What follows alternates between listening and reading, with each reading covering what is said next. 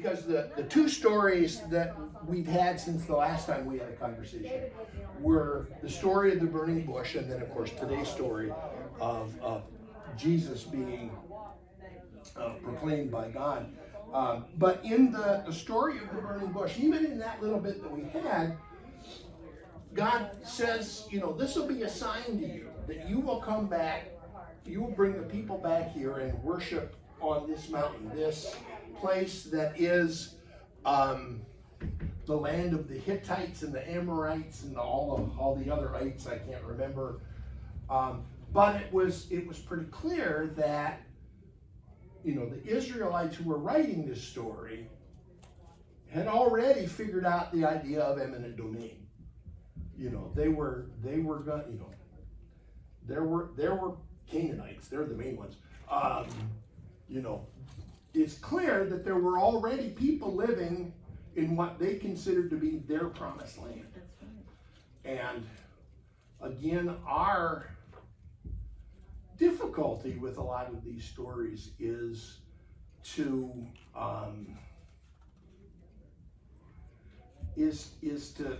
ferret out what really shows us something about God and what actually shows us something about human nature. And I think that idea of eminent domain clearly falls in the human nature side of things, which is for me interesting in that it sits side by side with something that does tell us about God, which as I said last week in the story about the burning bush, that story tells me two things. One, that God really does want to contact us, want to be in contact with us. God wants our attention.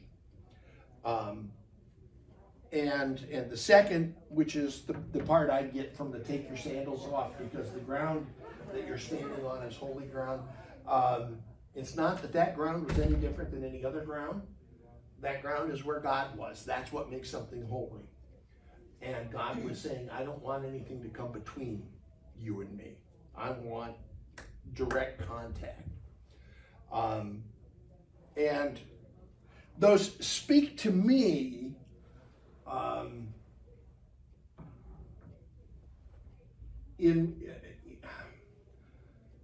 I can't quite let go of them, even though I've never had that kind of experience. I mean, I've never seen a burning bush. I've never heard an audible voice from God.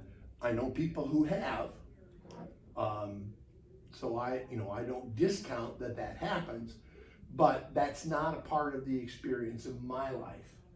Having said that, I do have experiences where I feel like God was trying to get my attention. I'm much better at looking back on events in my life and going, oh, yeah. Okay, I see what was going on here. This was a divine encounter, but I had no idea of it at the time. So the burning bush story is important for me because it reminds me that for all of the times when I couldn't discern God's presence, that God's character is still such that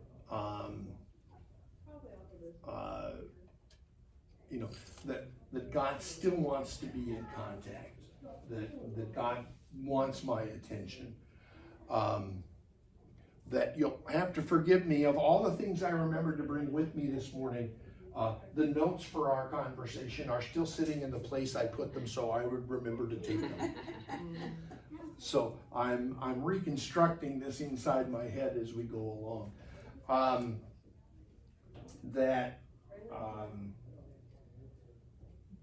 The burning bush is one of the more dynamic of the stories in the Bible. I mean, it's one that gets told and retold. It's been on TV. It's been in movies.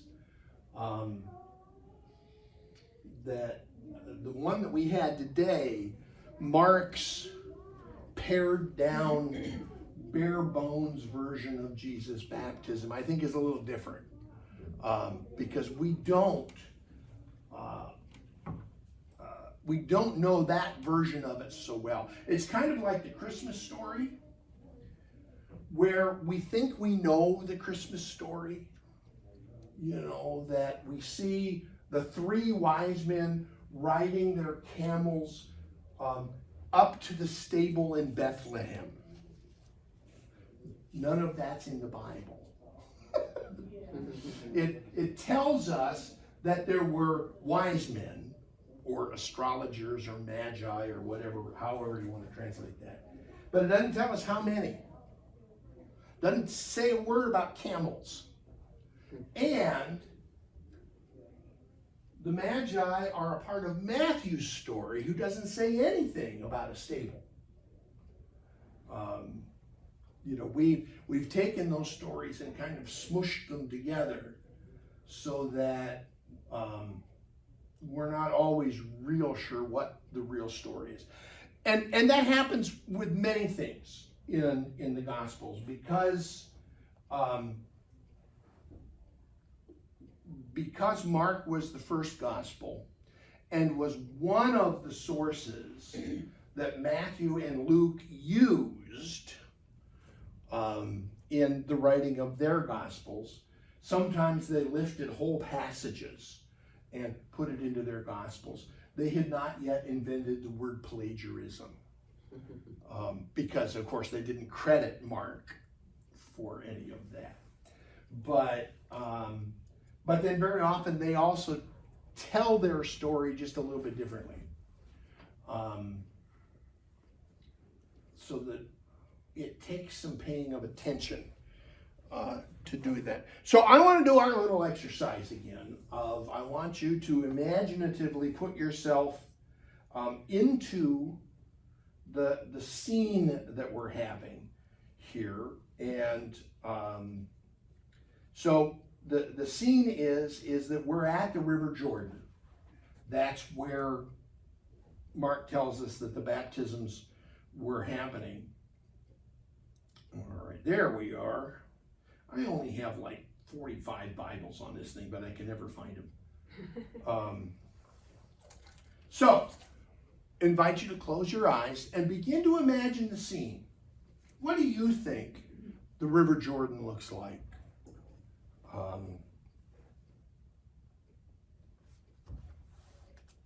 Who else do you see? What does it look like? Maybe even what does it smell like? About that time, Jesus came from Nazareth of Galilee, and John baptized him in the Jordan River. While he was coming up out of the water, Jesus saw heaven splitting open, and the Spirit like a dove coming down on him. And there was a voice from heaven. "You are my Son, whom I dearly love. In you I find happiness." Now it's a short passage, so I'm going to read it again. And see what you notice around you this time that maybe the first time didn't catch your eye. Who's there? What does John look like? What does the voice sound like? About that time, Jesus came from Nazareth of Galilee, and John baptized him in the Jordan River. While he was coming up out of the water, Jesus saw heaven splitting open, and the Spirit like a dove coming down on him. And there was a voice from heaven. "You are my Son, whom I dearly love. In you I find happiness."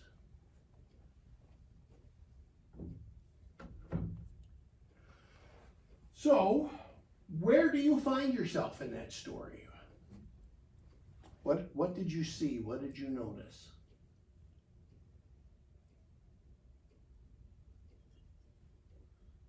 I thought about John being a little surprised by all this, even though, you know, he knew there was something special. He knew his role was special, but just, whoa. Yeah. Didn't see that quite coming.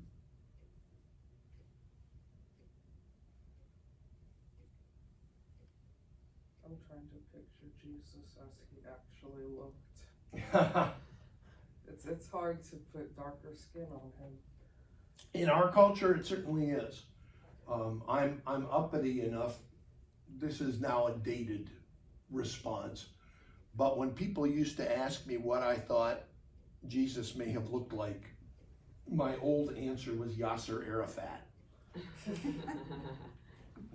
You know, that's what people in that area look like. At any rate, what else did you notice? Yeah. This is more what I didn't notice. I don't know if there are other people there or not. John had been baptizing a lot of people, but are they still there, or is this just the Holy Spirit and the baptizer and Jesus? And I guess if I were, I think that's what I want it to be. I think I just want it to be the three of them, but I don't know if this was a continuation of what had happened earlier. Right. And quite frankly, I don't know either. Mark is pretty stingy in terms of details a lot of times. He just wants to get on with the story, and doesn't fill in a lot of the picture, which allows us to fill it in. So I don't know. You know, I can't say that that's a wrong image by any means. But that heavenly voice. If there's a whole crowd of people there, holy cow! Wouldn't you love to hear that?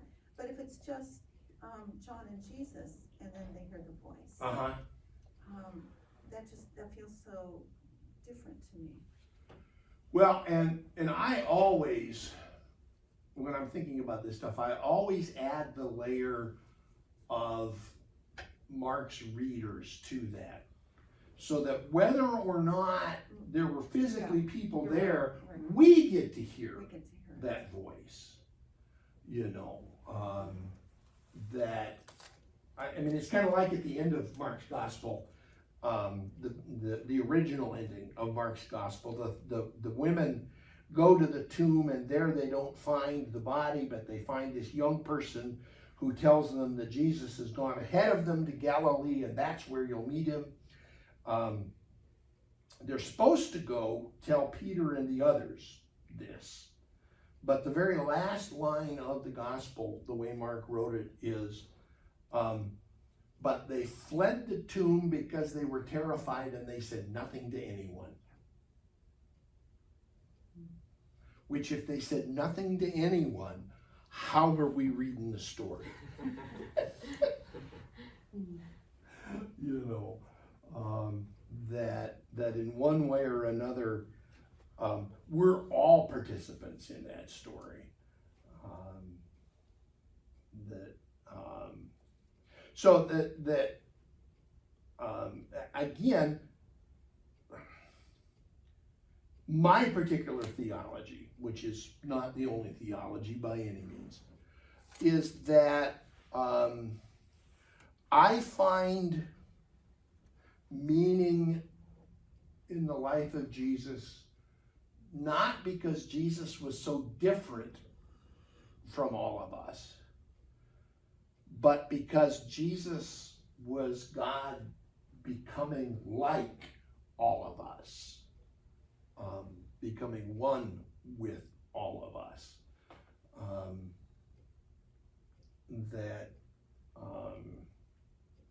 You know, lots of the ways subsequent teaching and all of that has made Jesus completely different from us. Jesus being sinless, Jesus being, and certainly in John's gospel, Jesus seems to know a whole lot more about what's going on than you or I tend to. But in this story, as I just, had 20 minutes of telling you, the reason this is one of my essential stories is because it doesn't take anything but showing up to hear God proclaim that we are loved and that we're claimed. And, you know, in terms of this project that this is all a part of creating artworks, if I were one of the artists and this was the story that was handed to me, I would spend a whole lot of time scratching my head. Because I mean, yeah, there's the baptism there that you could portray, but the idea that we're all claimed would be a little harder to evoke. How does that feel for you to ponder Mark's supposition that God's proclamation is enough to make Jesus the Messiah? You know, because this is, I don't know how long the stories about Jesus being born. I don't have any idea when they started. I don't know how much they were disseminated. But Mark evidently didn't think that those were important for the story he was telling, because he didn't include them. So how does that feel to say that all Jesus needed was God's proclamation? I'm so intrigued by what you said in the sermon about that Jesus was God's adopted son, which is why none of that other stuff was necessary. The birth narrative, or Jesus preaching in the synagogue when he was a teen. We don't need those. We don't need those. We don't need any evidence of the divine. Or the story about Mary and Elizabeth, because it all just starts, well, just like all of creation with God's word. That's all it takes. It's just that one word. That I've never ever encountered that idea, that explanation of Mark's gospel. It's just so provocative. Well, and as I said out there, to me the good news in that is if God can claim Jesus in that way, then God can claim any of us in that way. Not that any of us has the fullness of whoever Jesus was in terms of being able to show those around him and us 2,000 years later who God is, but that we all have a little bit of what we're able to show. Well, I was really relieved when you went that direction in the sermon, because I kind of was bristling thinking about it, just Jesus being so named. But for me, then it's looking beyond the possibility that, or the reality that we are all named and claimed, and we all have the divine in us, because then how do I behave toward other people? You know, it's that great reminder of you might not like a certain politician, or you might not like the driver cutting you off in traffic, but you know, just how do I respond to the world, to the people in the world, if I have to acknowledge that it's not just me, it's not just Jesus, okay, it's me too. Yeah. And it's everybody in this room, but it's also my enemies.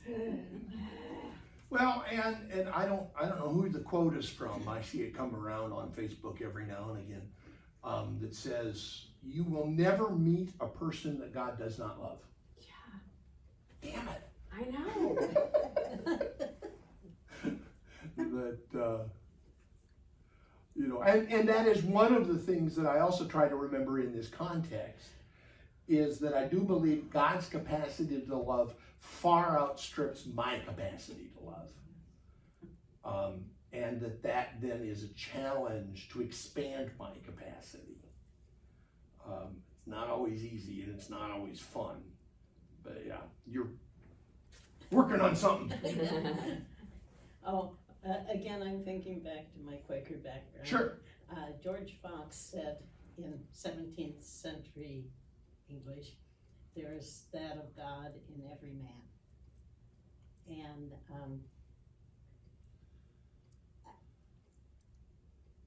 for a while I thought that meant to treat every person as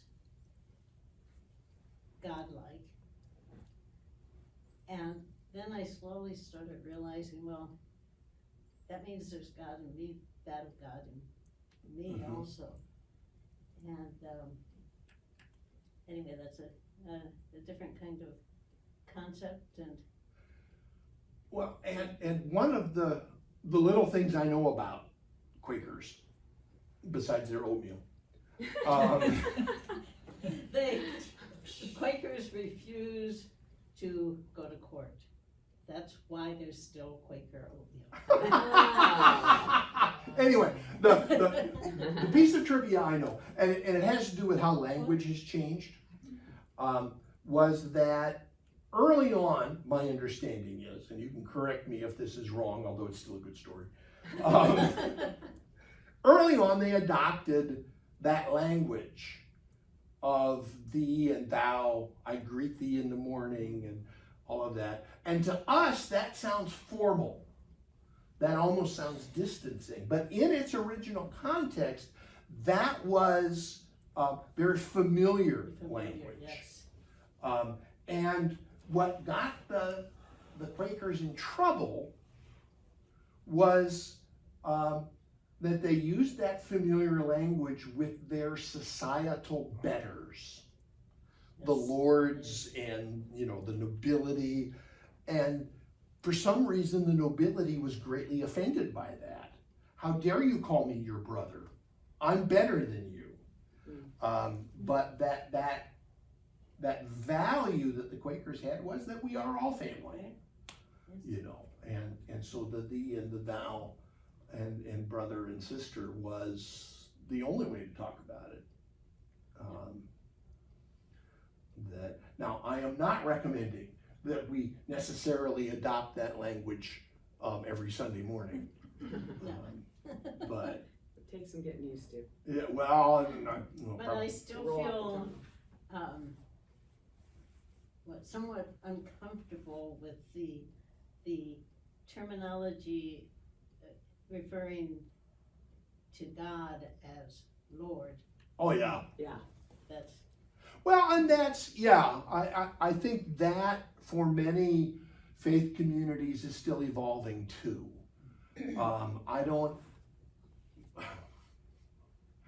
This is going to be a rabbit hole day, I apologize. I think American Christianity likes royal language for Jesus and God because we don't take royalty seriously. Because part of our DNA is that we threw the royalty out. Yeah, you know, true. we don't need a king over us. We will elect a president. But yeah, we still fought over the royal baby. Oh, I know. It was, you know, again, Finding Your Roots is one of my shows. And they had Bob Odenkirk on this last Oh, I week. saw that. Yeah, this comedian actor guy. And he discovered that he is King Charles III's 11th cousin. I have no idea who all has to die before Bob becomes king. But, you know. They made a movie out of that. Yeah, they did. John Goodman. King Ralph. King You know. Ralph. But I do think that a good part of American Christianity likes that language because it doesn't really put any onus on us. We don't follow a king. What does it mean for Jesus to be Lord and King? We don't know. I feel like maybe you're onto something there, except that now there seems to be a different trend that might flip that. Well, and there is, I mean, And a segment of people that is part of what's scary about going on in our culture right now. In fact, I was listening to an article on NPR about that certain politicians who seem to have totalitarian leanings, did I say that abstractly enough, are still getting the backing of a lot of particularly right-wing Christianity. And the reasoning is that this has to happen so that Jesus will return. For the rapture. Or however they're interpreting that. You know, so despite all of what we may see as his obvious failings,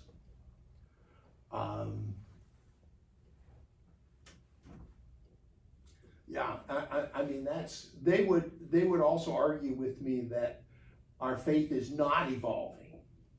You know, that like God, faith shouldn't change. That, you know, evolution is just, well, to them, that word is anathema. That, because of course, we did not evolve, we were created. You know, and that's one of the things that with those, when I have conversations with people of faith who disagree with me, what I wish I could get an acknowledgement of is that, you know, there is no single authority that says what is Christian and what isn't. You know, and where I get challenged on that is if Donald Trump says he's a Christian, I don't, you know, I can say, well, a lot of the things he does, I have a hard time reconciling that. But if he thinks he's a Christian,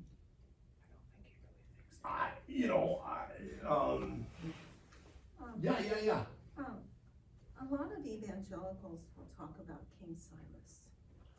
I'm sorry? King Cyrus. Yes. Who, was he a Persian king? Yeah. He was a pagan. Yeah. But he was very good to Israel. He Right. allowed the Israelites in exile to Right. come home and to rebuild the temple. Yep.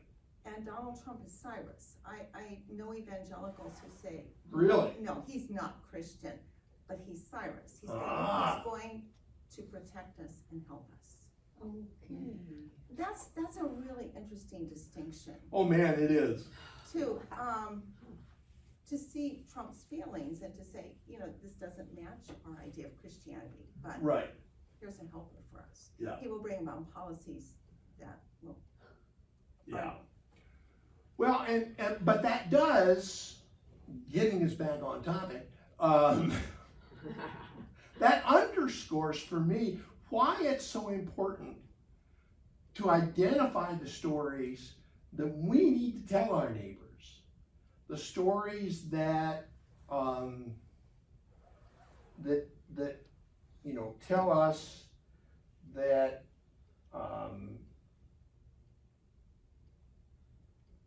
Jesus, that we see Jesus as a healer and a teacher,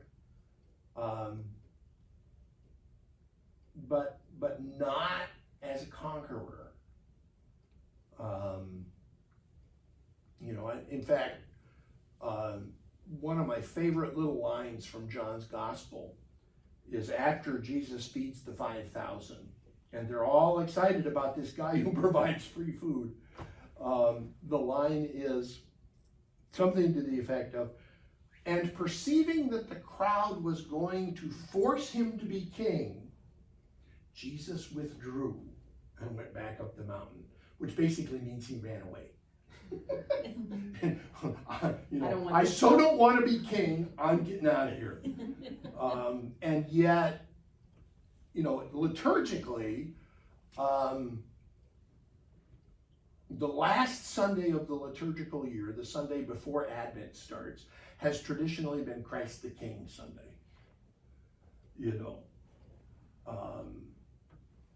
And so we are part of an evolving faith, and that's why I think finding the stories, that we rely on to tell us who we see Jesus to be, the stories that tell us who we are in relation to Jesus, are so important. So, that being said, I admitted the last time that I understand I get to stack the deck when I get to choose the stories to preach on and that kind of stuff.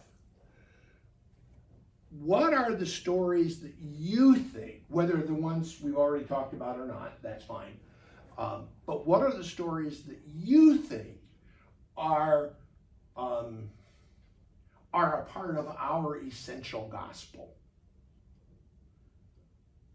What are the stories that you need to hear? What are the stories you think our neighbors need to hear?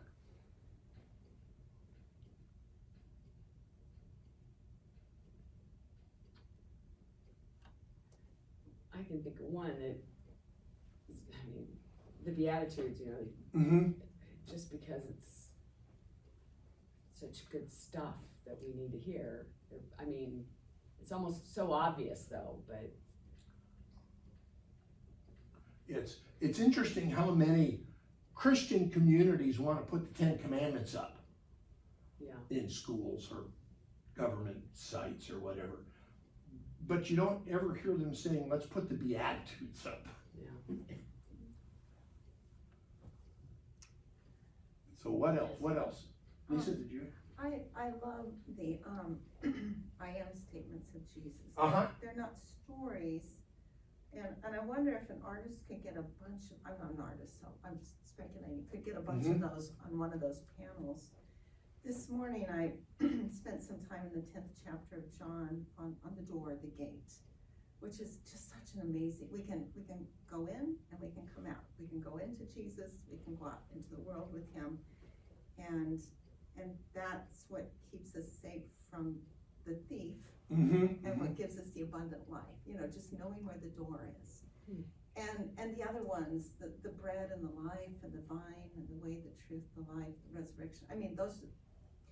Those are so good. They're not stories, but they're images that I think an artist could probably work with. The first one that always comes to mind is I'm the living water. The living water, the light of the world. Yeah. The resurrection, the life, they're all, I love light of the world because the Gospels do that in both directions.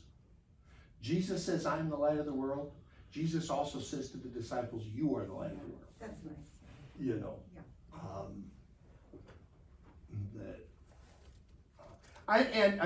That's a part of the problem when you have multiple people writing these things, is they turn them around their own way. But on something like that, it's not a problem. What was that? On something like what you just said about being the light. Yeah. Goes both ways. That's a good example of it.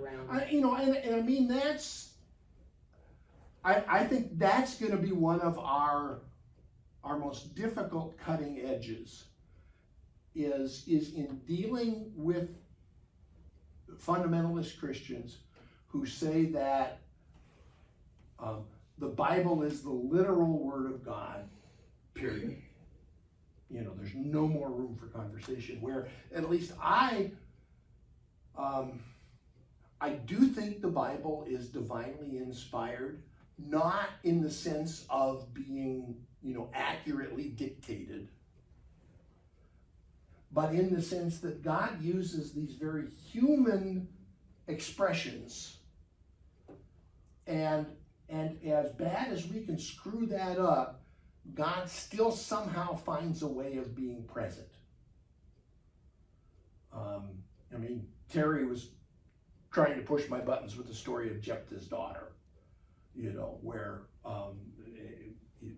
Jephthah wins the battle, comes home, and of course the very first thing that comes out of his door is his daughter. And this is how bad this story is. He's willing to go back on his word. He loves his daughter. She says, no, you made a promise to God. You got to stick up with it. Give me a week to party with my friends, and then you can kill me. It's a terrible story. And yet, like Eastern Star, the women's part of the Masons, they uphold Jephthah's daughter as an eminent example of faithfulness. Yeah. And when I read stories like that, I don't, and it's also like the story of Abraham being told to sacrifice Isaac. I can't believe, as a parent, now as a grandparent,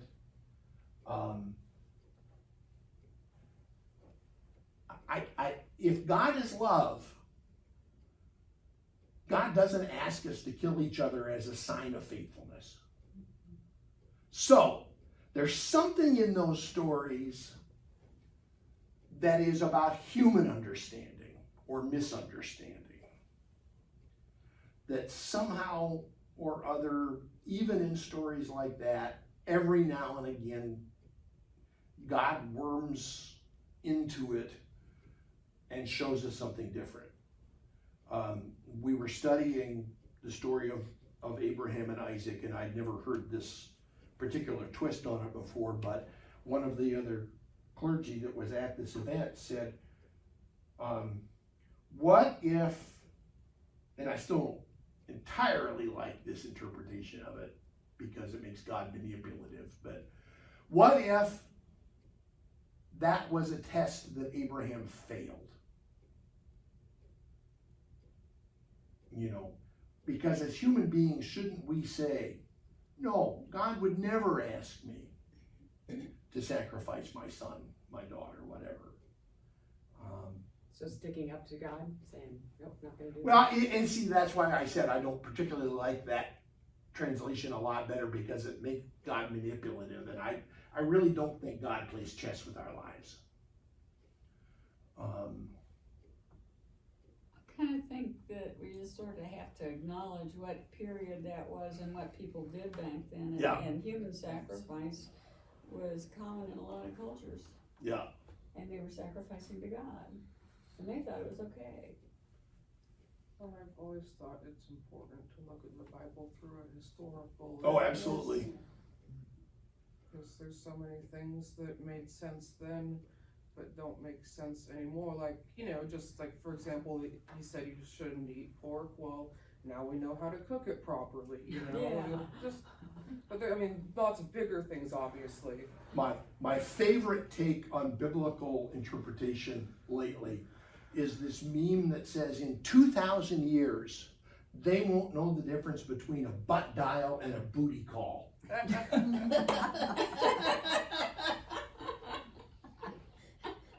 Which is a way of saying, okay, what of these ancient idioms do we not understand? Especially when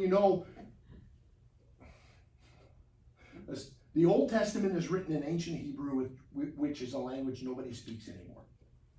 It is written without vowels. It is written without punctuation. Which means there are no periods, commas, there are no capital letters, which means you can't tell if something is a name or a description.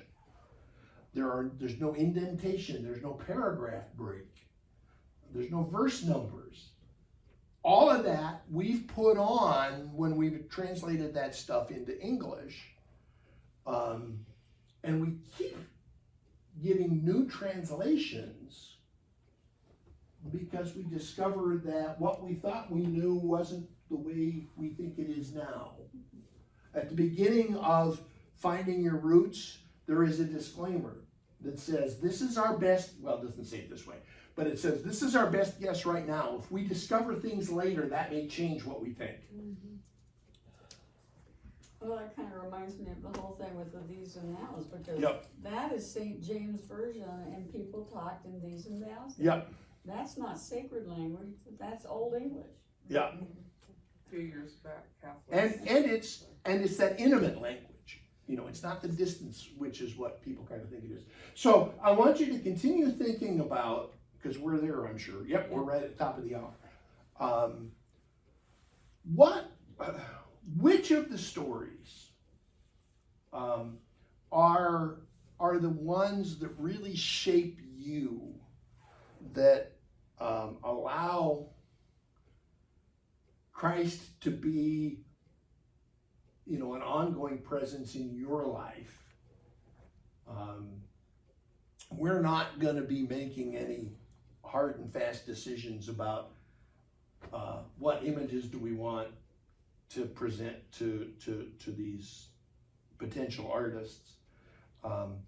But, you know, there's 49 chapters in the books in the Old Testament, and 27 in the New Testament. I don't do math well. At any rate, you know, narrowing this down is not going to be an easy task, because I don't think we can do the whole Bible up there. But, you know, where in the Bible do you most clearly hear God reaching out to you? And I'm not gonna wait for answers on that one. I want you to take that with you and stew on that a little bit. And there is no timeline on this project yet. So we're going to continue this conversation in one way or another. And at some point, we're going to try and get, because we're United Methodists, we're going to try and get a committee together to help put some direction on this. But right now, you are all resources. So where in the Bible does God become most real for you? So thank you very much. Thanks, Doyle. And Thanks, everybody.